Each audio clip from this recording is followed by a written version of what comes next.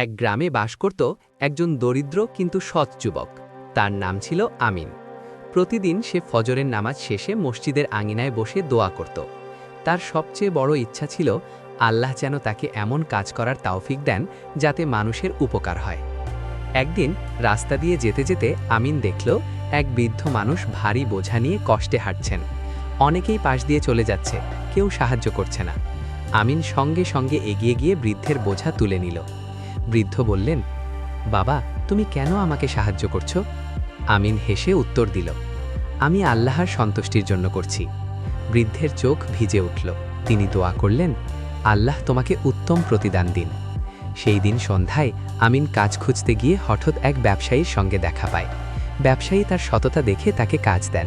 অল্প কিছুদিনের মধ্যেই আমিন তার জীবনে সচ্ছলতা ফিরে পায়।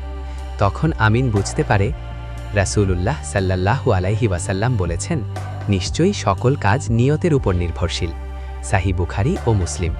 আমিন মনে মনে বলল, হে আল্লাহ, আমার প্রতিটি কাজ যেন শুধু তোমার জন্য হয়। সেই দিন থেকে আমিন মানুষের উপকারকে নিজের জীবনের লক্ষ্য বানিয়ে নিল।